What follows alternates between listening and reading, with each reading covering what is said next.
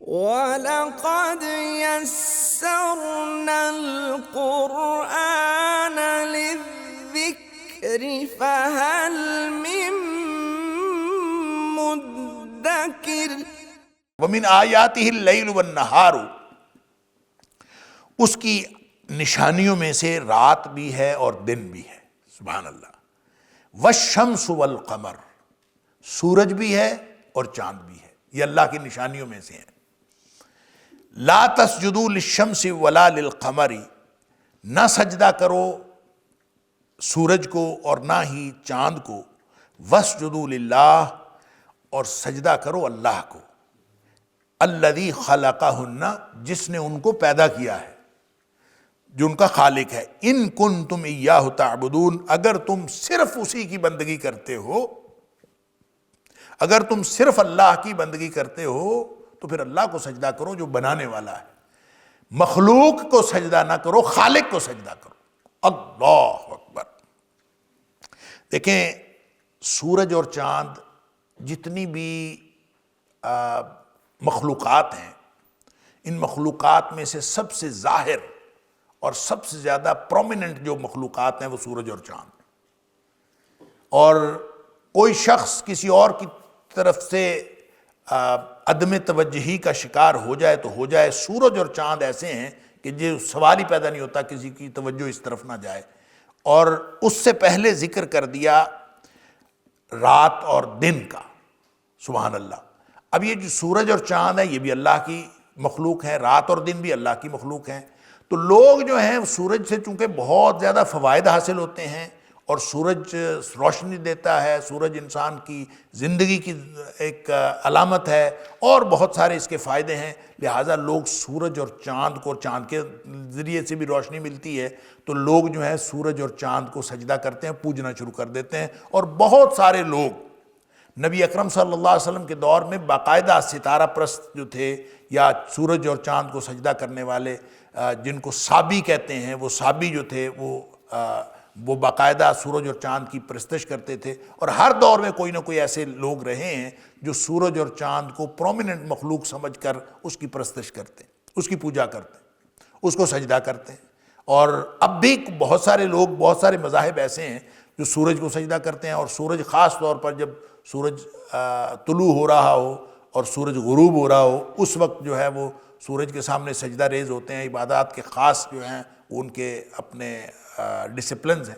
اسی لیے نبی کریم صلی اللہ علیہ وسلم نے منع فرمایا کہ سورج جب غروب ہو رہا ہو اور سورج جب نکل رہا ہو، اور تیسرا جو سورج بالکل نصف النہار پہ ہو، سر پہ ہو، ان تینوں اوقات میں سجدہ نہیں کرنا، ان تینوں اوقات میں نماز پڑھنا منع ہے، کہ کیونکہ اس وقت جو ہے وہ سورج پرست جو ہوتے ہیں لوگ، جو سورج کی پرستش کرنے والے، وہ اس وقت عبادات کرتے ہیں، لہٰذا ان کی مخالفت میں اس وقت یہ وقت ہی سجدے کی ممانعت کا ہے۔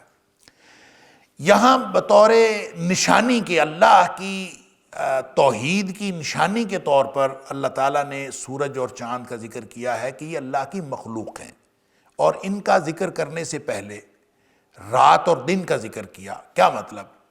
کہ رات کو سورج نہیں ہوتا اور دن کو چاند نہیں ہوتا، یا چاند کا کوئی عمل نہیں ہوتا۔ رات کو عملداری ہوتی ہے چاند کی، اور دن کو عملداری ہوتی ہے سورج کی۔ سورج اور چاند اگر اپنے طور پر کوئی قوت اور طاقت رکھنے والے ہوتے تو پھر کبھی سورج ایسا کرتا نا کہ رات کو آ جاتا سورج، کبھی ایسا ہوتا نا کہ سورج جو ہے وہ رات آنے ہی نہ دیتا، اور اپنا زوال جو ہے وہ کبھی آنے ہی نہ دیتا۔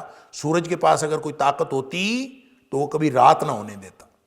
چاند کے پاس اگر کوئی طاقت ہوتی تو وہ کوئی دن نہ چڑھنے دیتا کہ سورج آ کے جو ہے وہ اس کے اوپر غلبہ پا لے اور اس کی روشنی ماند پڑ جائے، وہ کبھی ایسا نہ کرنا دیتا۔ تو رات اور دن کا ذکر کرنے کا مطلب یہ ہے کہ سورج اور چاند اگرچہ بہت پرومیننٹ، بہت طاقت والے، بہت روشنی والے، اور پوری مظاہر فطرت میں سے سب سے زیادہ نمایاں دو چیزیں تمہیں نظر آتی ہیں، لیکن حقیقت میں ان کے پاس اتنی طاقت بھی نہیں ہے کہ سورج جو ہے وہ رات کو زائل کر دے یا پھر چاند جو ہے وہ دن کو آنے سے روک لے، ان دونوں کے پاس یہ طاقت نہیں ہے۔ رات بھی اللہ نے بنائی ہے اور دن بھی اللہ نے بنایا ہے، اسی اللہ کا بنایا ہوا رات اور دن ہے جس اللہ کے بنائے ہوئے سورج اور چاند۔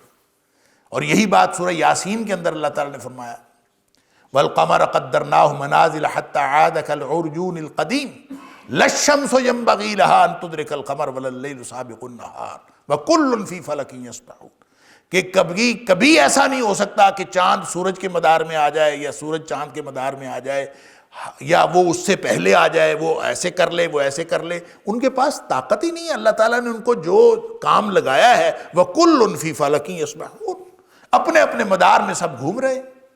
لہٰذا سورج اور چاند چونکہ پرومیننٹ ہیں اور نشانیاں یہ بتانی تھیں، ان کی نشانیاں بتانے سے پہلے رات اور دن کا ذکر کیا کہ جس کو سورج پرومیننٹ نظر آتا ہو، بڑا نظر آتا ہو، اور کوئی کرنی والا نظر آتا ہو، کوئی خدا نظر آتا ہو، وہ پہلے یہ رات کو دیکھ لے کہ رات کو سورج نہیں ہوتا، پھر رات کو سورج نہیں ہوتا تو پھر سورج کی خدائی کدھر گئی؟ یہ وہی اسلوب ہے جو سورہ انعام کے اندر حضرت ابراہیم علیہ السلام نے استعمال فرمایا، اور اللہ کریم نے سورہ انعام کے اندر بیان فرمایا۔ حضرت ابراہیم علیہ السلام کی قوم بھی مظاہر پرست تھی، اور وہ سورج چاند ستاروں کو سجدہ کرتی تھی، اور حضرت ابراہیم علیہ السلام نے بڑا زبردست تمثیلی اسلوب اختیار کیا۔ انہوں نے کہا میں ستارے کو پوچھتا ہوں، ستارہ میرا رب ہے، تو ستارہ ڈوب گیا، ان کا ڈوبنے والا رب کیسے ہو سکتا؟ پھر کہا چاند میرا رب ہے، تو چاند جو ہے وہ کچھ دیر بعد چاند بھی ڈوب گیا، تو یہ ڈوبنے والا رب کیسے ہو سکتا؟ تو پھر کہا سورج میرا رب ہے، بڑا ہے، تو پھر سورج بھی ڈوب گیا، تو انہوں نے کہا کہ سورج بھی میرا رب نہیں ہو سکتا، تو پھر رب کون ہے؟ اللہ اکبر، وجہت وجہی للذی، میں نے اپنا چہرہ اس کی طرف کیا جس نے فطر السماوات والارض، جس نے زمین و آسمان کو پیدا کیا ہے۔ یعنی یہ جو مخلوق ہے، یہ مخلوق خدا نہیں ہو سکتی، خدا وہ ہو سکتا ہے جو ان سب کو پیدا کرنے والا۔ یہ نہیں کہا میں اللہ کو مانتا ہوں، یہ نہیں کہا میں اپنا چہرہ اللہ کی طرف کرتا ہوں، یہ کہا میں اس کی طرف اپنا چہرہ کرتا ہوں جو ان سب کا خالق ہے۔ اصل میں خالق ہے جو رب ہے، مخلوق رب نہیں ہو سکتی۔ یہی بات اللہ کریم نے فرمایا وَمِنْ آیَاتِهِ اللَّيْلُ وَالنَّهَارُ وَالشَّمْسُ وَالْقَمَرُ، اللہ کی نشانیاں ہیں، رات بھی دن بھی، سورج بھی چاند بھی۔ لا تسجدوا للشمس ولا للقمر، سورج کو سجدہ نہ کرو اور نہ ہی چاند کو سجدہ کرو، یہ سجدہ کرنے کے قابل نہیں، مخلوق کبھی سجدہ کرنے کے قابل نہیں ہوتی۔ واسجدوا للہ، اللہ کو سجدہ کرو۔ کون اللہ؟ الذی خلقہن، وہ اللہ جس نے ان کو پیدا کیا ہے، ساری کائنات کو پیدا کرنے والا اللہ ہے۔ تو جو خالق ہے وہ اس کی ذات اس قابل ہے کہ اس کو سجدہ کیا جائے اور اس کی بندگی کی جائے۔ ان کنتم ایاہ تعبدون، اگر تم اللہ کی بندگی کرنے والے ہو تو صرف اللہ کو سجدہ کرو جو ان سب کا خالق ہے۔ فَإِنِ اسْتَكْبَرُوا، پس اگر لوگوں نے تکبر کیا، تکبر کرنے کا مطلب کیا ہے؟ حق کا انکار کیا اور لوگوں کو حقیر سمجھا۔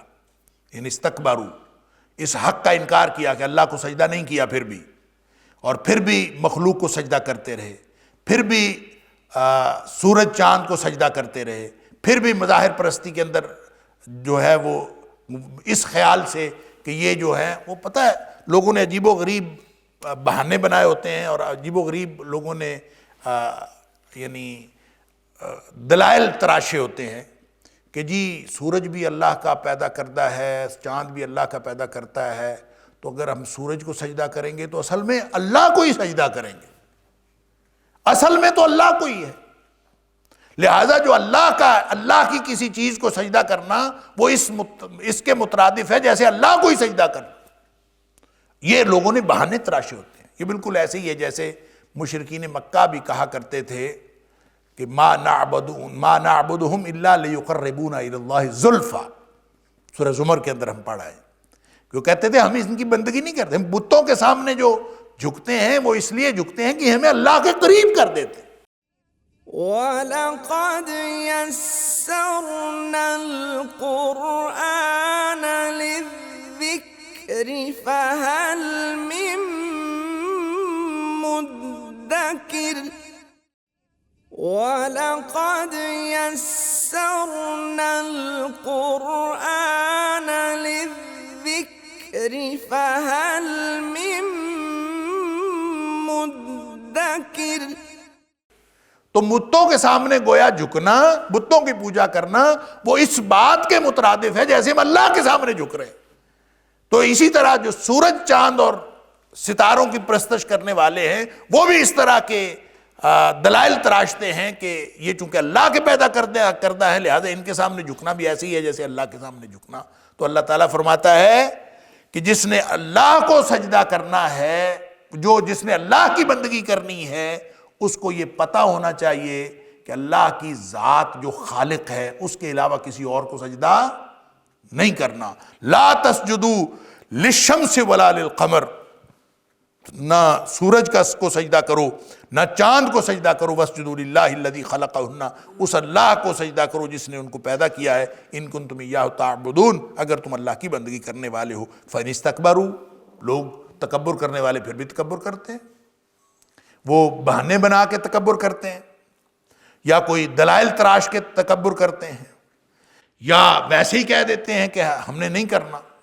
کسی بھی طرح جو انکار کرتے ہیں، تکبر کرتے ہیں، فَإِنِ اسْتَكْبَرُوا، پس اگر انہوں نے تکبر کیا، فَالَّذِينَ عِنْدَ رَبِّكَ يُسَبِّحُونَ لَهُ بِاللَّيْلِ وَالنَّهَارِ وَهُمْ لَا يَسَامُونَ۔ اللہ اکبر۔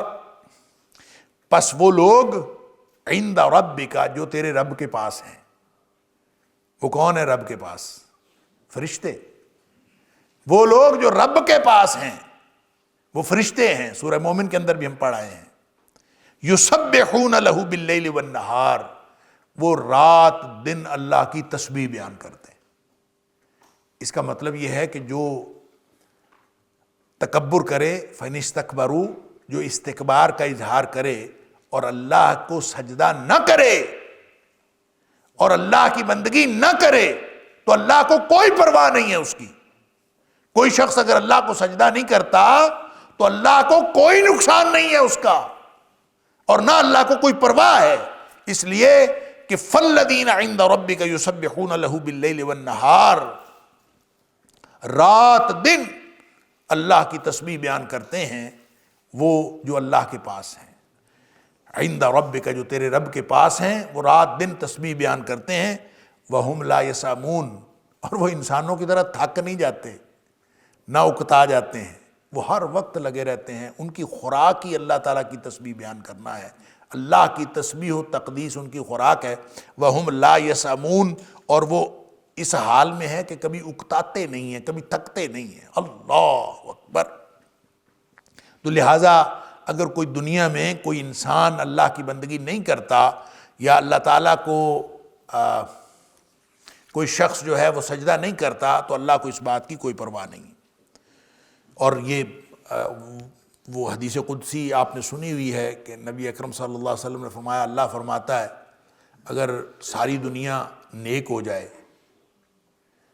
یعنی لو ان اولکم وآخرکم وجنکم وانسکم، اگر تمہارا اول انسان سے لے کر آخر انسان تک، اور تمہارے اول جن سے لے کر آخر جن تک، سارے کے سارے کانوا علی اتقى قلب رجل واحد منکم، وہ تم میں سے جو سب سے زیادہ متقی دل والا کوئی شخص ہے اس جیسے ہو جائیں، ما زاد فی ملکی شیئا، میرے خزانے میں کوئی فائدہ نہیں ہوتا، کوئی زیادتی نہیں کرتے، کوئی اضافہ نہیں کرتے۔ اور پھر اللہ تعالیٰ فرماتا ہے کہ لو ان اولکم وآخرکم وجنکم وانسکم کانوا علی افجر قلب رجل واحد منکم، اگر تمہارا اول جن سے لے کر آخر جن تک، اول انسان سے لے کر آخر انسان تک، سب کے سب کانوا علی افجر قلب رجل واحد منکم، تم میں سے جو بدترین دل والا ہے، جو سب سے زیادہ فاسق و فاجر ہے، اس جیسے ہو جائیں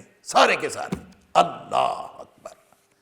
تو اللہ تعالیٰ فرماتا ہے ما نقص ذلک من ملکی شیئا، تو میرے خزانے میں ذرہ بھر کمی نہیں ہوتی۔ اللہ اکبر۔ اللہ تعالیٰ کے خزانے میں کیا کمی؟ لہذا اللہ فرماتا ہے فَإِنِ اسْتَكْبَرُوا، اگر تکبر کریں، مجھے سجدہ نہیں کرتے، نہ کریں، کوئی پرواہ نہیں. فَالَّذِينَ عِندَ رَبِّكَ يُسَبِّحُونَ لَهُ بِاللَّيْلِ وَالنَّهَارِ، جو رب کے پاس ہیں وہ صبح و شام دن رات اللہ کی تسبیح بیان کرتے ہیں. وَهُمْ لَا يَسَامُونَ، تھکتے بھی نہیں ہیں. وہ ہیں کتنے بلا، کتنے ہیں انسانوں جتنے ہیں، اتنے ہیں کہ انسان تو گنے جا سکتے ہیں کہ اتنے ارب اتنے کھرب انسان آئے ہوں گے، فرشتے نہیں گنے جا سکتے.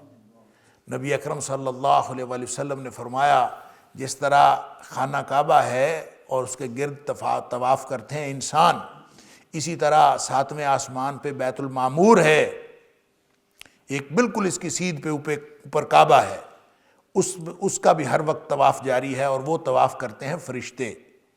اور ایک وقت میں جو فرشتے طواف کر رہے ہوتے ہیں ان کی تعداد 70,000 ہے. 70,000 فرشتے ایک وقت میں طواف کرتے ہیں. اور یہ 70 کا جو ہندسہ ہے نا، یہ عربوں میں کوئی ضروری نہیں کہ 70 ہو، یہ 70 مبالغے کا صیغہ بھی ہو سکتا ہے، مبالغے کا ہندسہ ہو سکتا ہے، کہ جیسے ہم کہتے ہیں 100,000، پتہ نہیں کتنے ہزاروں. تو اگر 70 باقاعدہ ڈیجٹ بھی ہو تو 70,000 فرشتے ایک وقت میں طواف کر رہے ہوتے ہیں.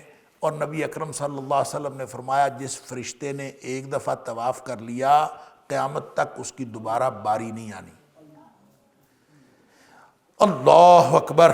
تو وہ اتنے فرشتے اللہ تعالیٰ کے ہر وقت جو ہیں وہ اللہ کی تسبیح بیان کر رہے ہیں. اللہ کو ضرورت ہی کیا ہے تمہارے سجدوں کی؟ تم نہیں سجدہ کرنا چاہتے تو نہ کرو، اگر تکبر کرنا چاہتے تو کر لو، اس کا نقصان تمہیں ہے، اللہ کو کوئی نقصان نہیں ہے. اور اللہ کے پاس وہ فرشتے ہیں یسبحون لہ باللیل والنہار وہم لا یسامون، اور وہ کبھی تھکتے نہیں ہیں اور اکتاتے نہیں ہیں. ومن آیاتہ، اور اس کی نشانیوں میں سے یہ بھی ہے انک تری الارض خاشعۃ، یہ کہ تو دیکھتا ہے زمین کو خاشعۃ، دبی ہوئی.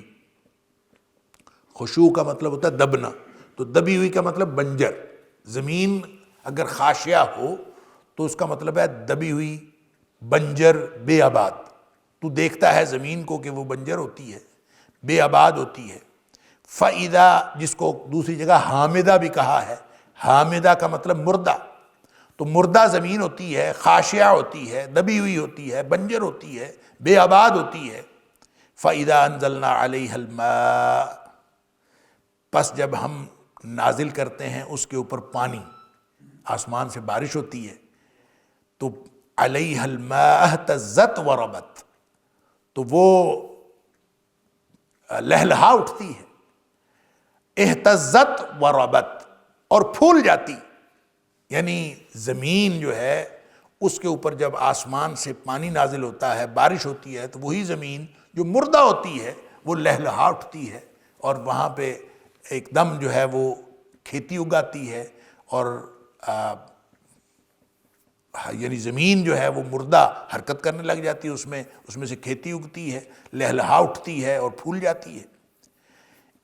ان الذی احیاہا، بے شک وہ ذات جس نے اس مردہ کھیتی کو زندہ کیا ہے، لمحی الموتى، وہ یقیناً مردوں کو بھی زندہ کر لے گا.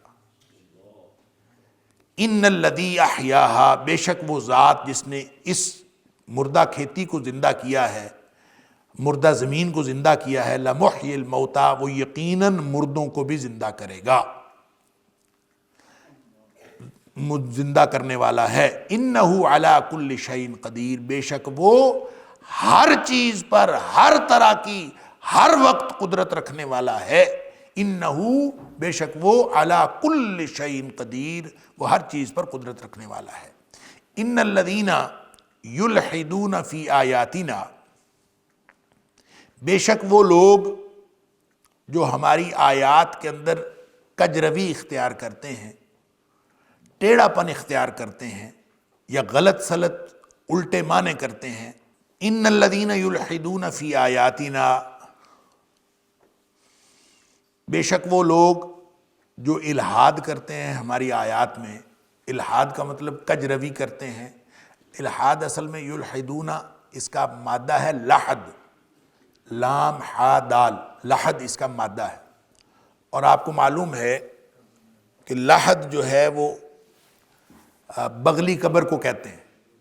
جب ایک سیدھی قبر ہوتی ہے اور سیدھا اس کا گڑھا کھودا جاتا ہے، ایک سیدھی قبر کے بغل کے اندر اس کے گڑھا کھودا جاتا ہے، اس گڑھے کو لحد کہتے ہیں، جو ایک ہٹا ہوا ہوتا ہے، اصل جگہ سے ہٹا ہوا ہوتا ہے. تو الحاد ہر اس چیز کو کہتے ہیں جو اصل جگہ سے ہٹی ہوئی ہو. لہذا کوئی بھی شخص کسی بھی طرح سے ہٹا ہوا الٹا سیدھا کوئی معنی کرتا ہے قرآن کا تو وہ الحاد کا گویا راستہ اختیار کرتا ہے. اور ہم یہ بھی پڑھا ہے وَذَرُ الَّذِينَ يُلْحِدُونَ فِي أَسْمَائِهِ، کہ اللہ کے وَلِلَّهِ الْأَسْمَاءُ الْحُسْنَى، اللہ کے اچھے اچھے نام ہیں.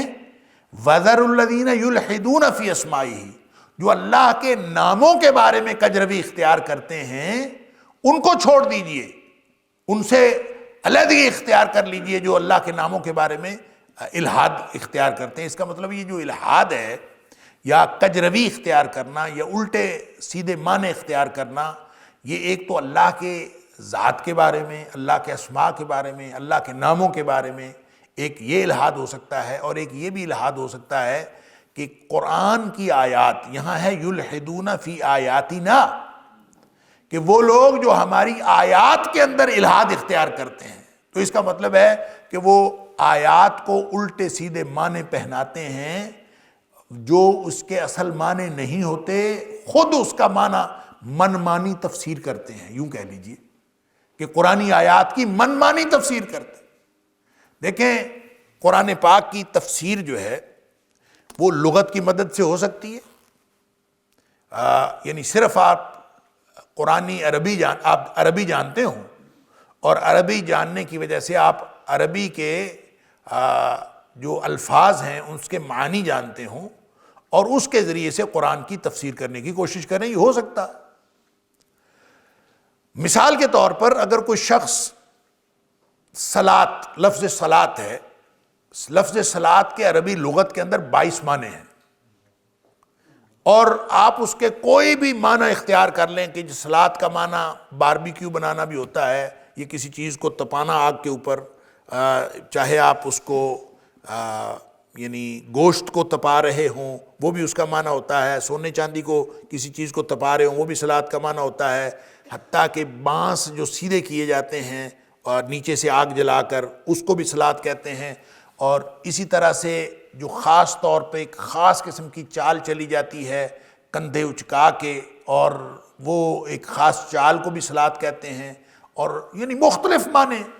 تو اس کا ترجمہ کوئی شخص کرے اور کہے کہ واقعیم الصلاۃ کا معنی یہ ہے یا صلو کا معنی یہ ہے کہ باربیکیو بنایا کرو، باربیکیو بنا کے کھایا کرو، کوئی ترجمہ اس کا یہ کر دے.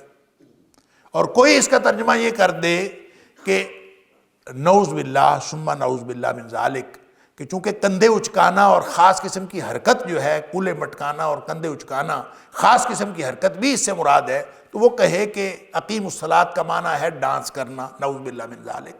کوئی کہہ سکتا وَلَقَدْ يَسَّرْنَا الْقُرْآنَ لِلذِّكْرِ فَهَلْ مِن مُدَّكِرٍ وَلَقَدْ يَسَّرْنَا الْقُرْآنَ لِلذِّكْرِ فَهَلْ مِن مُدَّكِرٍ.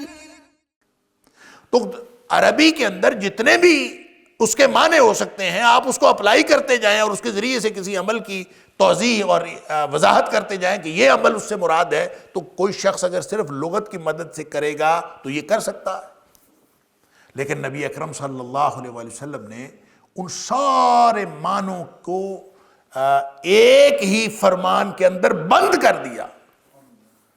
فرمایا صلو کما رأیتمونی اصلی، اس طرح سے نماز پڑھو جس طرح مجھے نماز پڑھتا ہوا دیکھتے ہو. اب اس کا مطلب یہ ہوا کہ عربی میں 22 کیا 44 معنی بھی ہوں اس کے، تو اس کے کسی معنی کا کوئی مطلب نہیں ہے سلو یا صلات کا وہ معنی ہوگا جو نبی اکرم صلی اللہ علیہ وسلم نے کر دیا بس۔ لہٰذا اب کوئی شخص لغت کی مدد سے ترجمہ کرنا چاہے، لغت کی مدد سے اس کی تفصیل بیان کرنا چاہے، لغت کی مدد سے تفسیر کرنا چاہے تو وہ الہاد ہوگا۔ کسی بھی طرح کی کجروی اختیار کرنا قرآنی آیات کے معانی متعین کرنے کے لیے تو وہ الہاد ہوگا، جبکہ نبی اکرم صلی اللہ علیہ وآلہ وسلم کی ڈیوٹی لگائی ہے اللہ نے کہ وہ قرآن کے معنی متعین کریں۔ نبی اکرم صلی اللہ علیہ وآلہ وسلم کو یہ کہا گیا وَأَنزَلْنَا إِلَيْكَ الذِّكْرَ لِتُبَيِّنَ لِلنَّاسِ مَا نُزِّلَ إِلَيْهِمْ، اے حبیب صلی اللہ علیہ وسلم، یہ ذکر، یہ قرآن، یہ نصیحت ہم نے آپ کی طرف نازل کی ہے۔ وَأَنزَلْنَا إِلَيْكَ الذِّكْرَ لِتُبَيِّنَ لِلنَّاسِ مَا نُزِّلَ إِلَيْهِمْ، تاکہ آپ لوگوں کے لیے واضح کر دیں کہ ان کے اوپر کیا نازل ہوا ہے۔ لہٰذا اب کسی نے اگر کوئی قرآن پاک کی تفسیر کرنی ہے تو وہ نبی اکرم صلی اللہ علیہ وآلہ وسلم کی احادیث کے بغیر نہیں کر سکتا۔ اگر وہ نبی پاک صلی اللہ علیہ وسلم کی احادیث کو پس پشت ڈال کر قرآن کی تفسیر کرے گا تو وہ الہاد ہوگا، اس لیے کہ قرآن کی تفسیر نبی اکرم صلی اللہ علیہ وآلہ وسلم کی ذمہ داری ہے کہ نبی پاک صلی اللہ علیہ وآلہ وسلم نے قرآن کی تفسیر کر کے صحابہ کرام کو سمجھائی، کیونکہ یہ آپ کی ذمہ داری تھی۔ وَأَنزَلْنَا إِلَيْكَ الذِّكْرَ لِتُبَيِّنَ لِلنَّاسِ مَا نُزِّلَ إِلَيْهِمْ، تاکہ آپ تبیین کریں، آپ وضاحت کریں۔ لہٰذا جو کچھ نبی پاک صلی اللہ علیہ وسلم نے بتا دیا وہ ہے قرآن کی تفسیر۔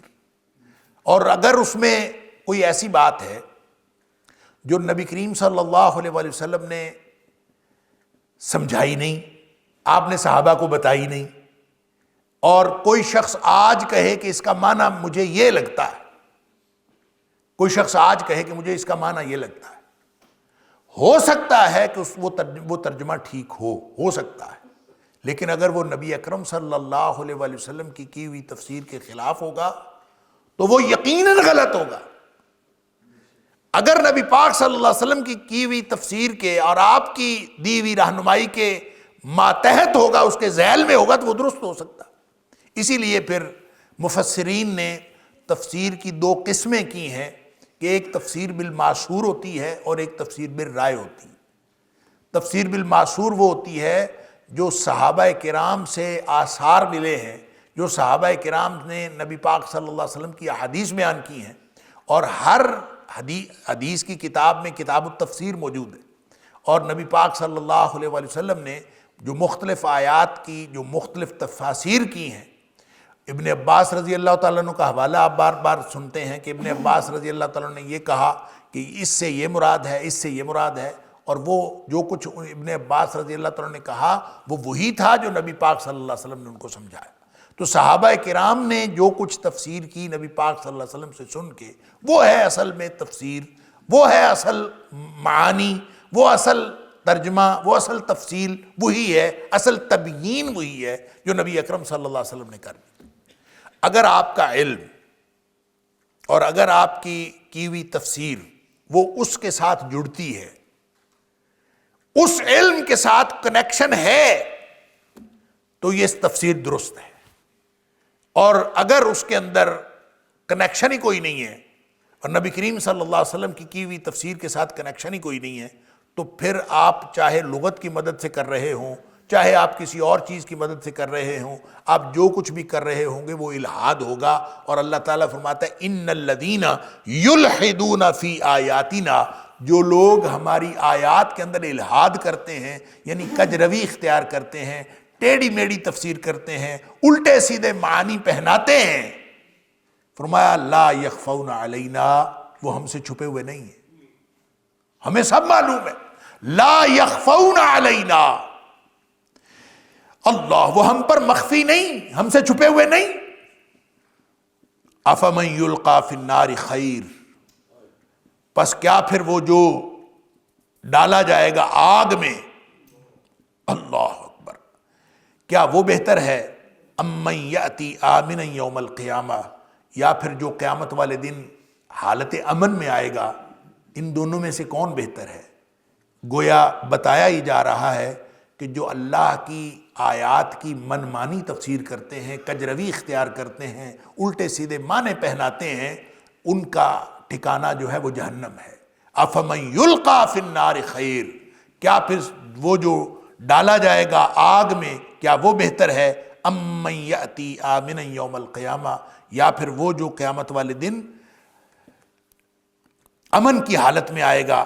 اعملوا ما شئتم انہ بما تعملون بصیر، کرتے جاؤ جو تم نے کام کرنے ہیں۔ اعملوا ما شئتم، کرو عمل، ما شئتم جو تم چاہتے ہو، انہ بما تعملون بصیر، بے شک وہ اللہ وہ تمہارے سارے کیے ہوئے اعمال کو جاننے والا، دیکھنے والا۔ انہ بے شک وہ بما تعملون، جو کچھ تم عمل کرتے ہو، بصیر اس کو دیکھنے والا ہے۔ اللہ تعالیٰ اس کو دیکھ رہا ہے، تو وہ قیامت والے دن وہ سارا حساب وہ خود ہی کر لے گا۔ اللہ اکبر۔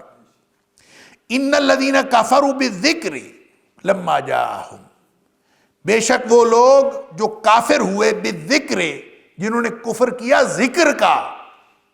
ذکر کیا ہے؟ ذکر سے مراد نصیحت بھی ہے، ذکر سے مراد یاد بھی ہے، ذکر سے مراد تذکرہ بھی ہے۔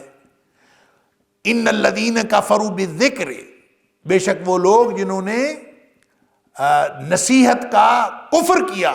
نصیحت کون سی؟ انا نحن نزلنا الذکر وانا لہ لحافظون، یہ قرآن جو اللہ نے نازل کیا ہے یہ ذکر ہے۔ تو جنہوں نے قرآن کا کفر کیا، کیا مطلب؟ جو لوگ، کچھ لوگ تو ہیں جو الحاد کرتے ہیں، کجروی اختیار کرتے ہیں، جو اپنی مرضی کے معنی پہناتے ہیں قرآن کی آیات کو، اور کچھ لوگ ویسے ہی کفر کر دیتے ہیں۔ تو جو لوگ الحاد کرتے ہیں وہ لا یخفون علینا، وہ ہم سے مخفی نہیں۔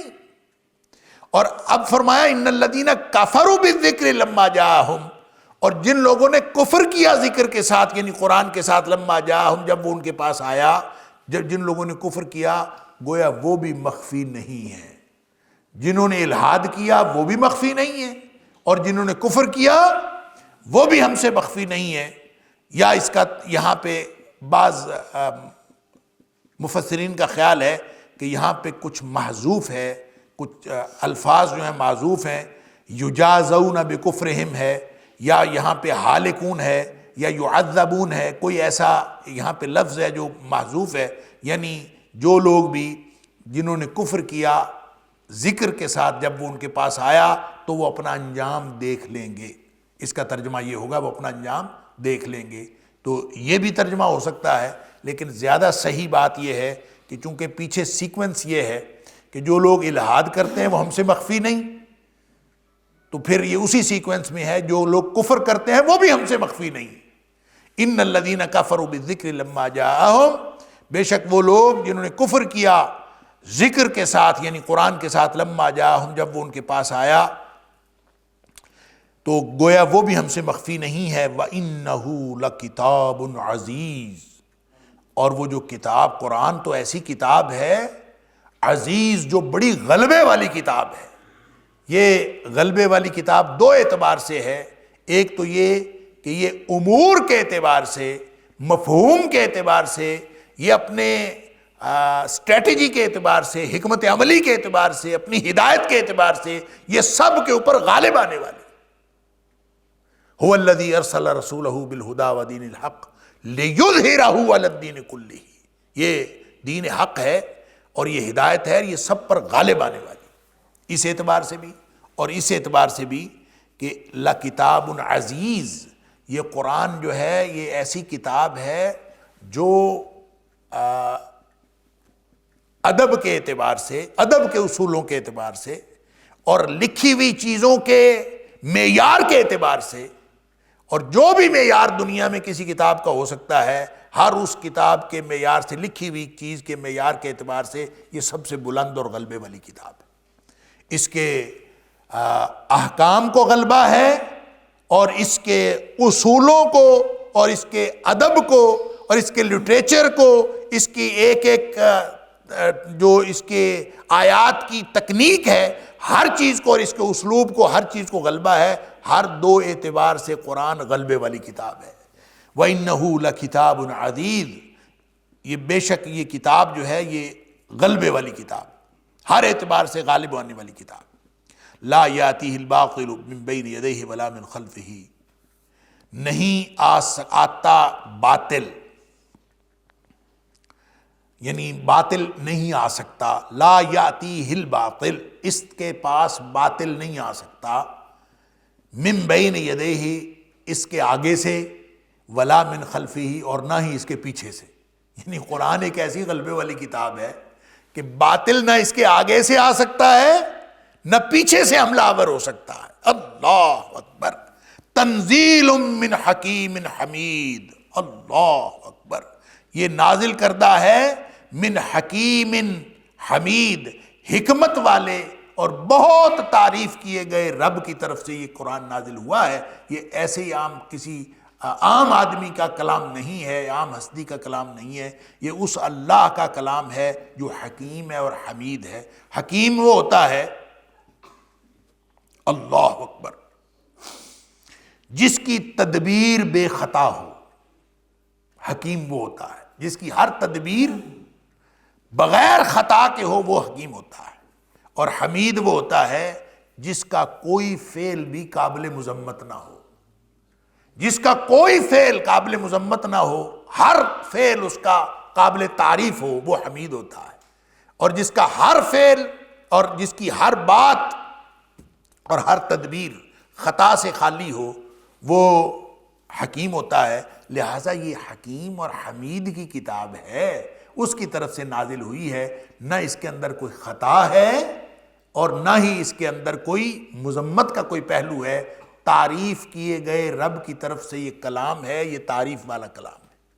بے خطا رب کی طرف سے یہ کلام ہے تو یہ بے خطا کلام ہے۔ اللہ اکبر، لہٰذا اس کے آگے سے بھی اس کے پیچھے سے بھی باطل نہیں آ سکتا۔ اچھا جی، باطل نہیں آ سکتا، اس کا یہ معنی نہیں ہے کہ باطل حملہ آور نہیں ہو سکتا۔ باطل حملہ آور تو ہوتا ہے اور ہوتا آیا ہے ہر دور میں۔ قرآن پر جو اہل باطل ہیں انہوں نے حملہ کیا ہے اور قرآن کے اوپر حملہ آور ہوتے آئے ہیں۔ تو لا یاتیہ الباطل من بین یدیہ ولا من خلفہ کا معنی یہ ہے کہ باطل غالب نہیں آ سکتا، حملہ آور تو ہو سکتا ہے، لیکن یہ جو چونکہ کتاب انہ لکتاب عزیز، یہ غلبے والی کتاب ہے، لہذا لا یاتیہ الباطل من بین یدیہ ولا من خلفہ، باطل اس کے اوپر غالب نہیں آ سکتا۔ وہ جتنے مرضی حملے کرتا رہے، جتنے مرضی، چاہے سامنے سے آئے چاہے پیچھے سے آئے، چاہے جس طرح سے مرضی کرے، وہ کبھی اس کے اوپر اثر نہیں کر سکتا، قرآن کے اوپر غالب نہیں آ سکتا۔ یعنی باطل حملہ آور تو ہو سکتا ہے لیکن وہ اس کے اوپر کوئی تاثیر نہیں رکھتا اور نہ ہی اس کے اوپر غالب آ سکتا ہے۔ اللہ اکبر۔ إن هذا القرآن يهدي للتي هي أقوم ويبشر المؤمنين الذين يعملون الصالحات أن لهم أجرا كبيرا